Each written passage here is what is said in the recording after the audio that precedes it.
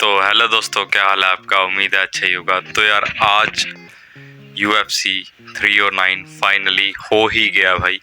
जिस फाइट का हमको पिछले साल से इंतज़ार था वो फाइट आज हो चुकी है जॉन जोन्स और स्टीव के बीच में। और उससे पहले हम बात करेंगे भाई एक उभरते हुए जो हमारे स्टार हैं बू निकल के बारे में कि वो भाई कैसी परफॉर्मेंस थी उनकी परफॉर्मेंस मैं कहूँगा भाई एक एवरेज थी। लोग उनको हामजाद से कंपेयर करते हैं कि भाई वो हामजाद चिमाएव को टक्कर देंगे, लेकिन मुझे बिल्कुल भी नहीं लगता कि फिलहाल रेसलिंग और स्ट्राइकिंग में दोनों में वो हामजाद के इक्वल हैं। क्योंकि हामजाद की अगर आप लास्ट परफॉर्मेंस देखेंगे तो भाई उस परफॉर्मेंस में उन्होंने कमाल ही कर दिया, रॉबर्ट विटेकर के साथ थी। तो उसके बाद हम बात करेंगे भाई हमारे को मेन इवेंट की, जो कि बहुत ही मज़ेदार था भाई। मुझे तो बहुत मज़ा आया। मुझे पता नहीं क्यों माइकल चैंडलर जो हैं मुझे ऐसा लगता है कि वो बहुत ज़्यादा शो ऑफ करते हैं, पे पर व्यू बेचने की बात करते हैं, बहुत बड़ी बड़ी बातें करते हैं, लेकिन जैसे कि चार्ल्स ओलिवेरा ने उनको धड़ दबोचा जिद्दां कि एक बकरे नूं दबोच लेंदा शेर। सो चार्ल्स ओलिवेरा ने वैसे ही एक शेर की तरह माइकल चैंडलर को ऐसे दबोच लिया जैसे शेर एक बकरी को दबोच लेता है, और बहुत ही बढ़िया 4 राउंड को डोमिनेट किया।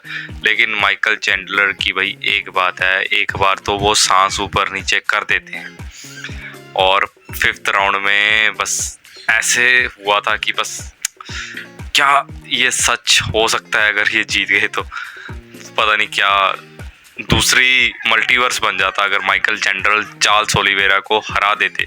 ये चार्ल्स का नया वर्जन था और नया उनका जो स्टाइल था, क्योंकि माइकल चैंडलर जिस चाल से लड़े थे वो भाई बहुत पीछे रह गए। अब टाइम बदल चुका है। चार्ल्स जो है फाइट बाय फाइट बहुत ज़्यादा इंक्रीज उनका एक्सपीरियंस हुआ है, आपने फाइट में भी देखा होगा। और उसके बाद भाई बहुत ही शानदार फाइट थी, ठीक है। दोनों ही फाइटर्स ने एक अच्छी परफॉर्मेंस दी है, लेकिन आई नो कि चार्ल्स ओलिवेरा ही इस फाइट को जीतेंगे। और थर्ड फाइट भाई जो हमारा मेन और फाइनल मेन इवेंट था,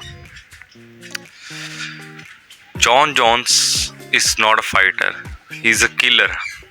जॉन जोन्स को आप एक प्रोफेशनल फाइटर नहीं कह सकते, एक किलर कह सकते हैं। जिस हिसाब से वो फाइट करते हैं, जिस हिसाब से वो डैमेज देते हैं, एक आम इंसान नहीं दे सकता, एक नहीं सोच सकता भाई। एल्बोस और बार बार एल्बोस किसी ओपोनेंट को देना, ठीक है, एक बार बंदा मारने से पहले सोच लेता है, लेकिन जॉन जोन्स नहीं सोचते।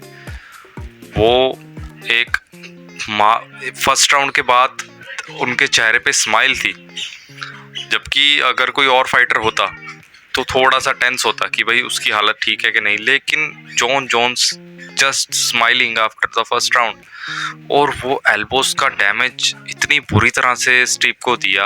वो चाहते थे कि स्टीव का जो है ब्लड निकले फर्स्ट राउंड में। उन्होंने बोला भी था पोस्ट फाइट में कि आई वांट कि स्टीव का जो ब्लड था वो निकल जाता पहली राउंड में, और निकल भी गया था थोड़ा सा चीक बोन पे।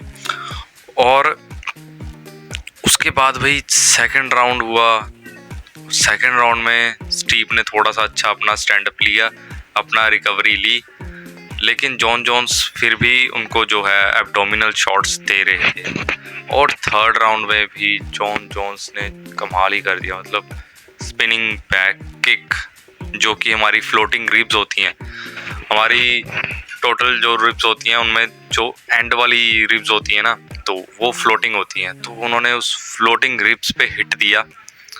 और स्टीव का आपको पता है कि यार उनकी उम्र 42 ईयर्स, ठीक है ना, बहुत ज़्यादा उन्होंने कैरियर देखा है, लेकिन एक लंबे टाइम के बाद आए थे।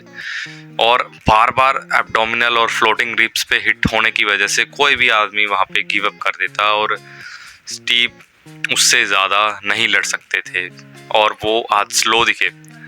लेकिन ओवरऑल हम फाइट की बात करें तो जॉन जोन्स एक मॉन्स्टर हैं UFC में। मैंने पुरानी वीडियो में अपनी में कहा था कि मैं स्टीव को देखना चाहता हूँ जीतते हुए, कि वो पहले राउंड में जीत जाए, लेकिन जॉन जोन्स ने जिस तरह से डोमिनेट किया भाई, he is the one and only. Thank you. अगर ऐसी वीडियोस और देखनी है तो प्लीज़ आपको बताइए क्या करना है,